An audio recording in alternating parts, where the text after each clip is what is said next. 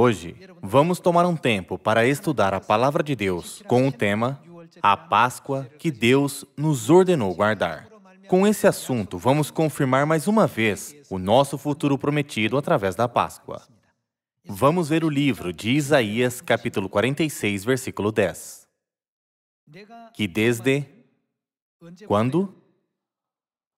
Desde o princípio anuncio o que há de acontecer e desde a antiguidade as coisas que ainda não sucederam. Que digo, o meu conselho permanecerá de pé, farei toda a minha vontade.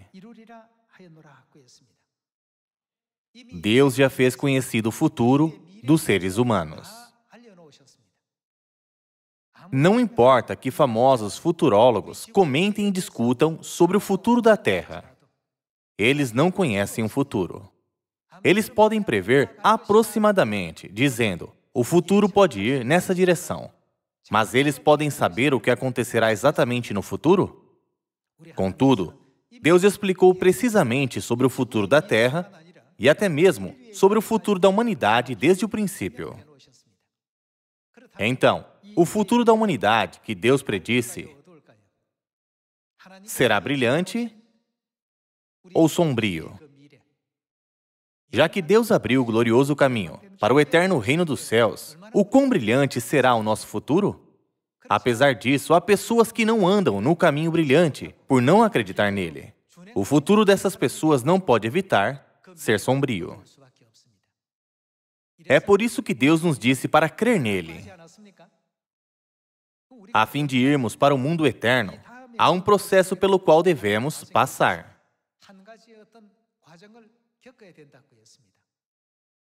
Nos dias de Noé, Deus julgou os perversos e os puniu através da água. Nos últimos dias, o período de julgamento certamente virá para punir esse mundo com fogo. O que acontecerá quando esse período terminar?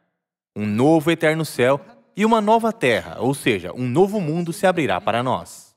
E para os perversos, a eterna punição do inferno será dada. Deus claramente tornou conhecido o nosso futuro desta forma. Há uma diferença definida entre o nosso futuro e o futuro daqueles que não acreditam em Deus. É por isso que nós estamos pregando diligentemente o Evangelho, para que as pessoas possam escolher o futuro onde serão felizes. Por favor, escolha essa vida para o seu futuro brilhante. Não estamos apresentando essa mensagem para as pessoas?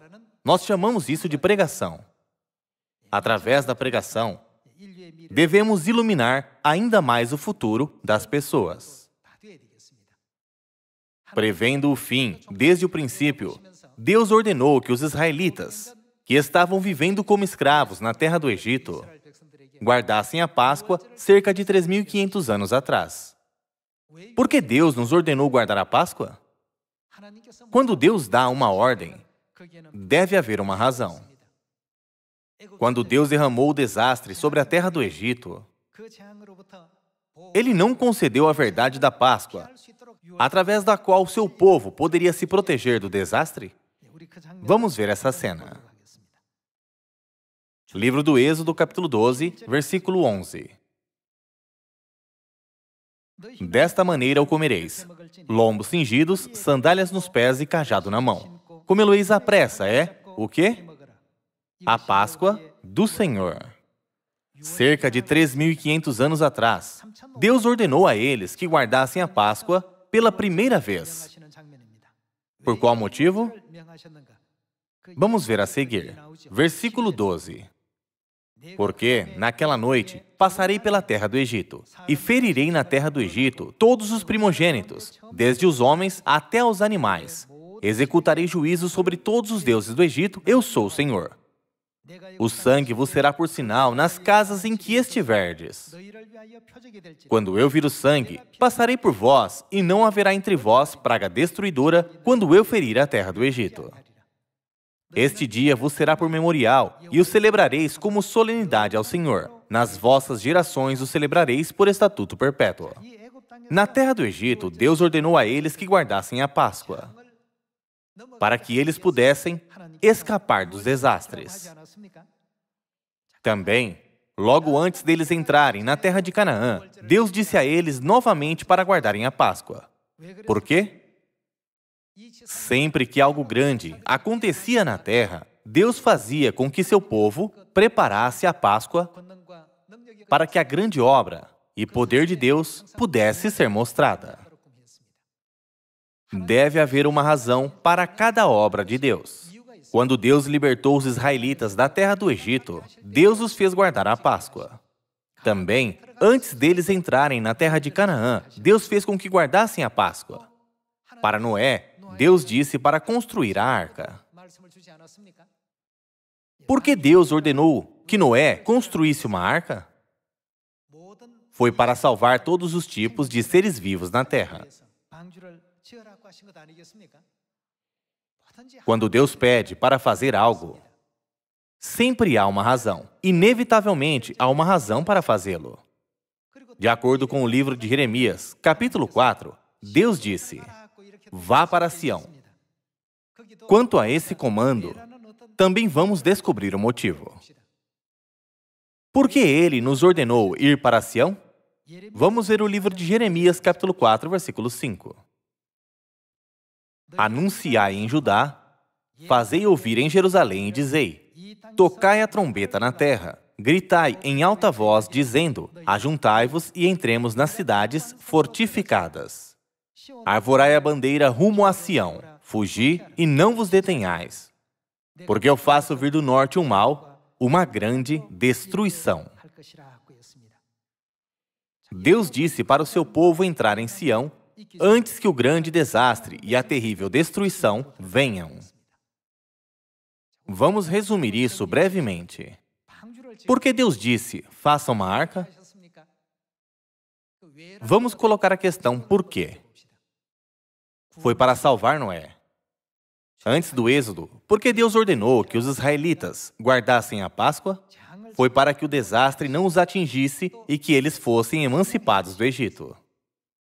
Quanto ao mandamento no livro de Jeremias, capítulo 4, versículo 5, vá para Sião, vamos fazer a mesma questão. Por quê?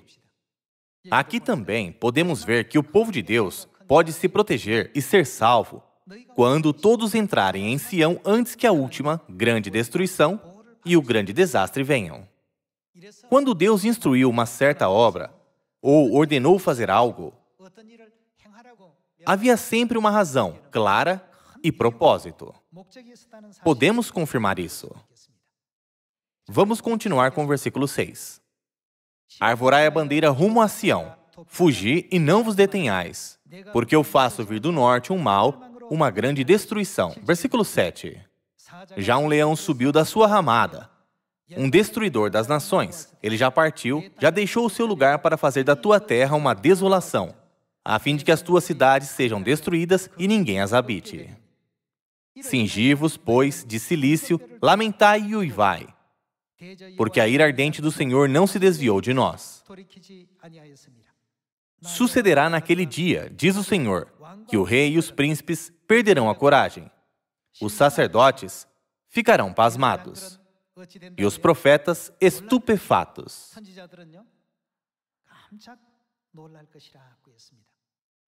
Essas coisas ainda não aconteceram, mas Deus está nos contando o futuro da humanidade muito claramente.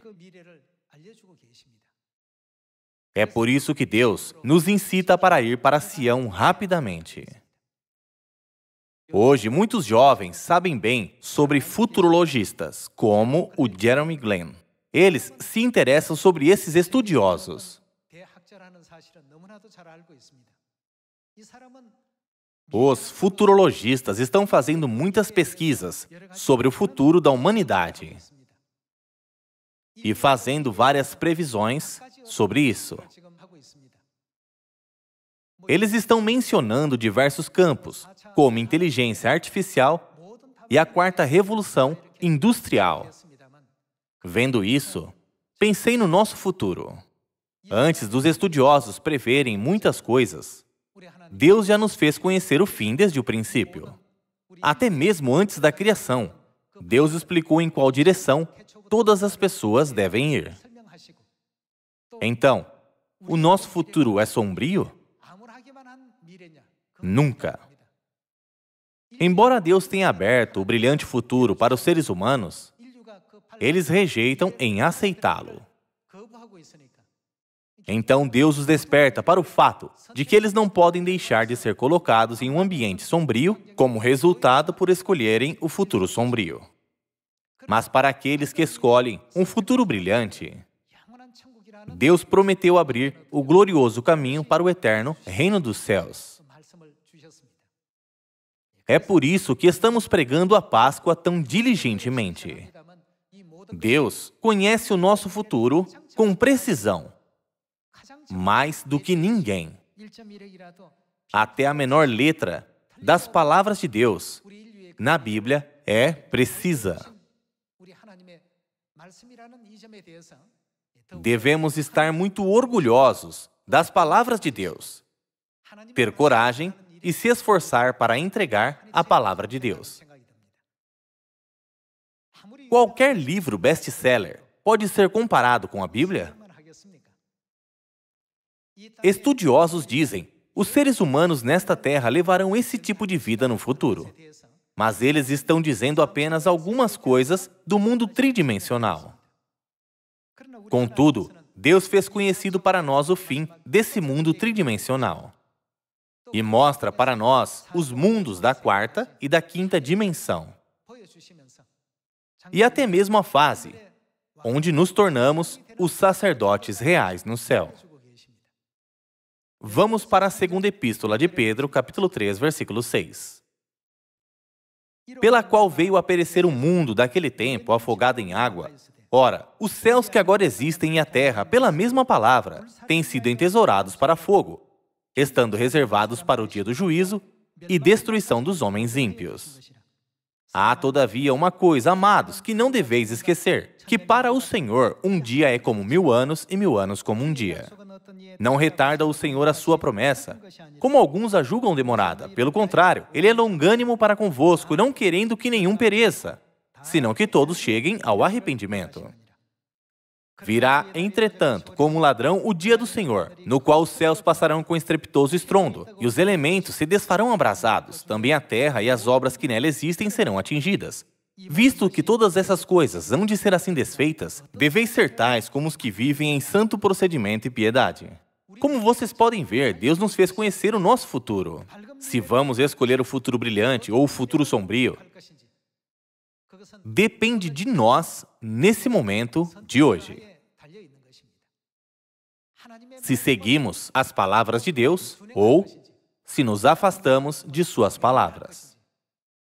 Hoje, Deus nos deu o direito de escolher se escolheremos o futuro sombrio ou o futuro brilhante.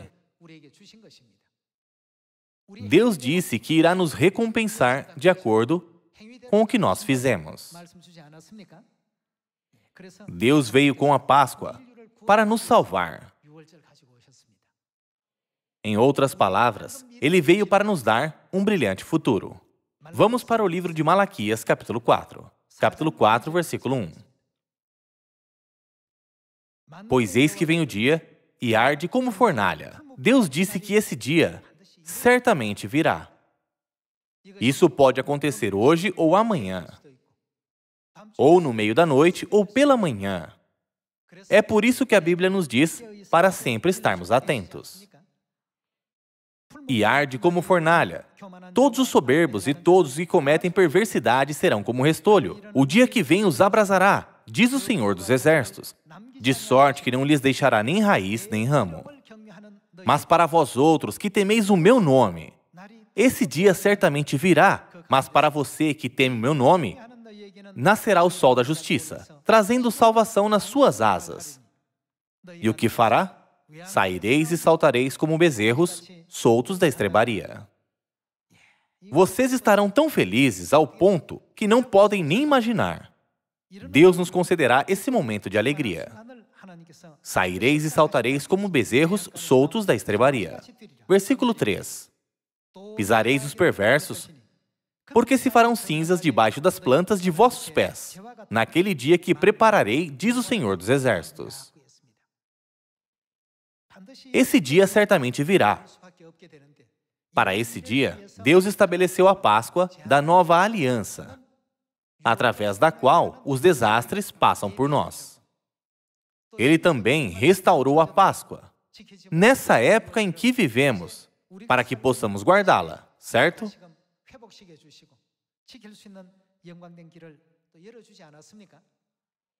Vamos ver para onde poderemos ir no futuro, se guardarmos a Páscoa e seguirmos as leis de Deus. Livro do Apocalipse, capítulo 21. Capítulo 21, versículo 1. Vi novo céu e nova terra, pois o primeiro céu e a primeira terra passaram, e o mar já não existe. Vi também a cidade santa, a nova Jerusalém, que descia do céu da parte de Deus, ataviada como noiva, adornada para o seu esposo. Então, ouvi grande voz vinda do trono, dizendo: Eis o tabernáculo de Deus com os homens. Deus habitará com eles. Eles serão povos de Deus, e Deus mesmo estará com eles, e lhes enxugará dos olhos toda lágrima, e a morte, o quê? Já não existirá. E o que mais? Já não haverá luto, nem pranto, nem dor, porque as primeiras coisas passaram. E aquele que está assentado no trono disse: Eis que faço novas todas as coisas. E acrescentou: Escreve, porque estas palavras são fiéis e verdadeiras. Deus disse que Ele concederia aos seus filhos um novo céu e uma nova terra, onde não haverá mais morte, nem luto, nem pranto, nem dor. Esse é o nosso futuro que Deus nos mostrou. Não é algo que futurologistas podem dizer. Devemos ter em mente que temos esse brilhante futuro e que ele definitivamente virá. As pessoas veem como uma grande coisa se alguém tem um pouco mais de conhecimento do que elas. Mas Deus está explicando o nosso futuro de uma perspectiva dimensional diferente. Vamos para o capítulo 22. Capítulo 22, versículo 1.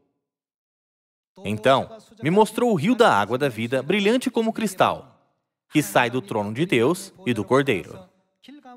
No meio da sua praça, de uma e outra margem do rio, está a árvore da vida, que produz 12 frutos, dando seu fruto de mês em mês, e as folhas da árvore são para a cura dos povos. Nunca mais haverá qualquer maldição. Nela estará o trono de Deus e do Cordeiro. Os seus servos o servirão. Contemplarão a sua face, e na sua fronte está o nome dele.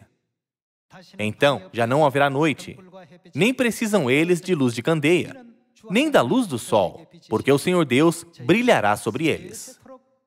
E o que eles farão? Reinarão pelos séculos dos séculos. Isso soa como um sonho que alguém criou? Vamos ver o versículo 6.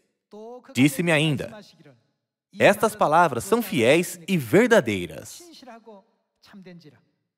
O Senhor, o Deus dos espíritos, dos profetas, enviou seu anjo para mostrar aos seus servos as coisas que em breve devem acontecer. Certamente, Deus está preparando esse futuro para nós. As pessoas no mundo têm muitos pensamentos em suas mentes, como: é a era da quarta revolução industrial e da inteligência artificial. IA vai além dos humanos, e assim por diante. É claro, seria bom se a vida das pessoas se tornasse mais conveniente. Eu não quero me opor ao desenvolvimento da ciência.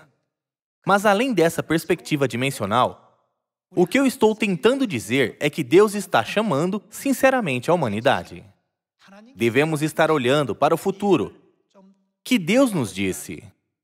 Não devemos estar interessados nesse futuro? Todas as pessoas devem conhecer o futuro que Deus explicou para nós no livro do Apocalipse. Todos nós devemos dar ouvidos a esse lindo futuro, cheio de eterna vida e bênçãos. O futuro onde não haverá mais morte, nem luto, nem pranto, nem dor, como está mencionado no livro do Apocalipse, capítulo 21. Quando ouvirmos a Deus, tal lindo futuro se desdobrará no final. Não será mais um sonho, mas sim realidade. No versículo 5, a Bíblia claramente ensina: e reinarão pelos séculos dos séculos.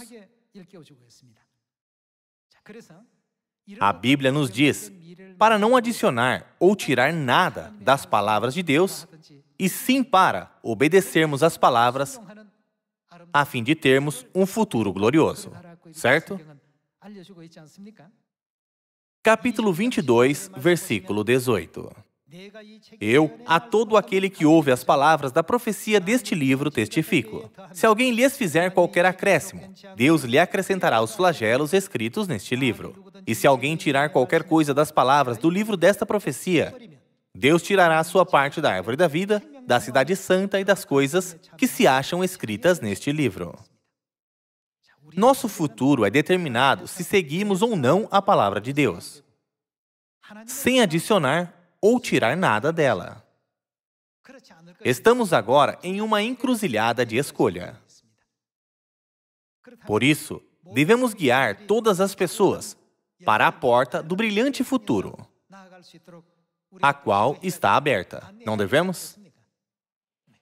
Não devemos deixá-los para trás, para ser punidos e destruídos completamente, como vimos no livro de Malaquias. Não lhes deixará nem raiz, nem ramo. Todas as pessoas devem celebrar a Páscoa, a qual Deus estabeleceu. É por isso que Deus nos disse para celebrar a Páscoa nessa época. Quando os israelitas viviam na terra do Egito, Deus disse: celebrem a Páscoa. E logo antes deles entrarem na terra de Canaã, Deus também disse: celebrem a Páscoa. Por que Deus deu a eles esse mandamento? Estamos vivendo na época do Evangelho, os últimos dias. Deus também nos ordenou celebrar a Páscoa. Ele abriu a porta para o brilhante e feliz futuro para todos nós. Estamos andando no caminho para o brilhante futuro. Devemos compreender que o caminho que estamos andando é o caminho para o futuro brilhante que Deus preparou para nós, no lugar de andarmos cegamente, sem conhecer o caminho em que estamos. Da perspectiva de Deus, que conhece o fim desde o princípio, as pessoas no mundo estão agora percorrendo o caminho para um futuro sombrio, como a Bíblia diz. Então, o que as pessoas que têm fé no futuro brilhante devem fazer? Elas devem pregar o Evangelho em Samaria e até aos confins da terra, em obediência à vontade do Pai e da Mãe. Devemos ir para contar as boas novas. Seu futuro será brilhante, por isso, diga as boas novas para as pessoas que têm um futuro sombrio, à sua frente, para que elas possam ir para o futuro brilhante. Fazer isso é pregação, certo? Eu sinceramente peço a todos vocês, filhos e filhas de Deus, que guiem as pobres pessoas que ainda estão vivendo em direção a um futuro sombrio para o arrependimento, para que elas possam voltar aos braços de Deus. Agora, deixe-me concluir o sermão de hoje. Muito obrigado.